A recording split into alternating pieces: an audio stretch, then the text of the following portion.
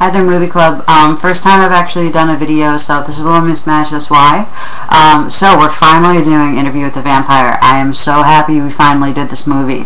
This has been a huge favorite of mine for a long time. It was based off of a book written by Anne Rice, and is about this guy named Louis, who is a southern plantation owner in Louisiana. He comes across a vampire after his family dies and decides to, instead of die to the vampire, he chooses to live forever as a vampire. And he and Lestat kind of have their own ways of dealing with the fact that they're dead, but they're still alive, but they have to kill other people in order to stay alive.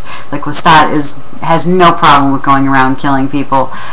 Louis, who is younger, still struggles with his mortality and the morals that come with being mortal, and goes around, you know, killing rats at first, trying to live off of animals. He can barely do so.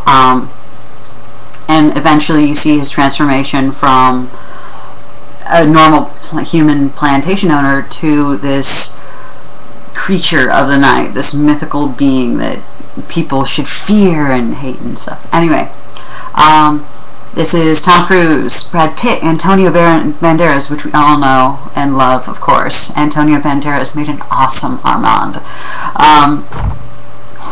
And then we have Kirsten Dunst, who, of all the actors in here, I would say Kirsten Dunst deserves a huge shout out for this. Her acting was amazing for the age that she was at. And that's when you really knew that she was going to shine later on in the years. Even though she was only a little kid at the time when she was doing this movie, when her character Claudia ends up growing up and she's like supposed to be in her 30s, but she's still trapped in the body of like a 10-year-old. You really feel her pain. You really feel like she's more mature than she, as the actor, is. And it just blows my mind every time I see her in a hotel room screaming at Louis that she's going to be left behind, because she's having a temper tantrum like a child would, but for very adult reasons. And oh, I love this movie. I love this movie. This is what vampire movies should be.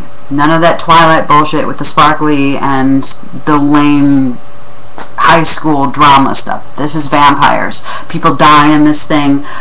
They go around killing hookers a lot of the times because no one misses the hookers.